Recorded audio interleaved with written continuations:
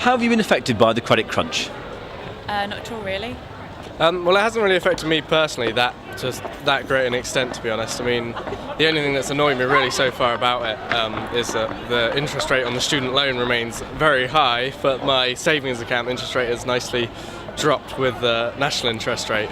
Not really, no. I don't own any property or have any kind of financial commitments like that, so it hasn't really affected me so far, apart from the fact that I'm not getting a pay rise this year. Well, the shopping has changed considerably. I tend to call things expensive almost every time I see them.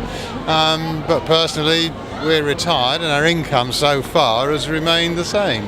I sold a big issue on Covent Garden, and I've noticed that my sales have gone down quite drastically within the last sort of like 3 to 4 months.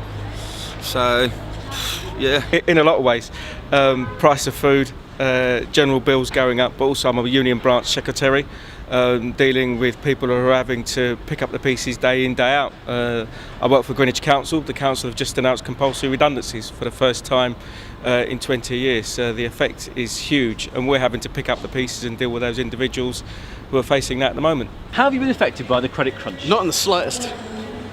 What do you think of the news yesterday that BMW laid off 850 workers with an hour's notice? Did they? They gave him a whole hour. No, I mean, wait. Can you say that again? Yeah. So what do you think of the news yesterday that BMW laid off 850 workers with an hour's notice? I think that's taken some sort of liberty. I mean, I know that the whole credit crisis crunch thing is like affecting everyone, and it's a big, deep problem. But I mean, an hour's notice? I think that BMW need to like stop worrying about making money and start worrying a little bit more about the lives that they've quite possibly ruined in an hour. That's pretty poor man management, in my opinion, to be honest. Yeah, I think that's pretty appalling. Probably could have given them a bit more notice than an hour. Well, it sounds incredible, disgraceful possibly, but at our age we can think back to how this has all come about, and it's a backlash against certain left-wing attitudes which were put forward about employment. It's all right, man, for fat cat bosses to have bonuses and stuff like that, but you know what I mean, you know, you got to sort out British workers, ain't you? You know, you can't be laying people off at a time like this.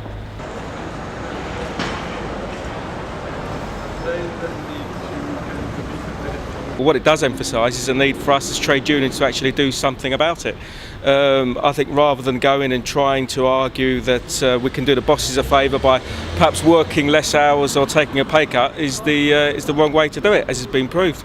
What we need is hard action, just like the refinery workers at Lindsay have shown, and actually start making the demand to open up the books. I believe in trade unions in everywhere. They are always doing very good thing. I believe them everywhere. Even in my country, Ghana, they are doing very well, so I believe them and support them everywhere. I don't know, to be honest. I suppose just giving them advice, and I expect they're probably really busy dealing with inquiries and stuff, but trying to help people, give them as much information as possible. So if things like, you know, if they do get laid off at an hour's notice, they know where they stand, and if they have any legal position to come back at that or something like that, I suppose. What they're already doing, I think, in making representations to the government about trying to protect jobs, how we can best preserve jobs, how we can look after people, really. But it is a very difficult time.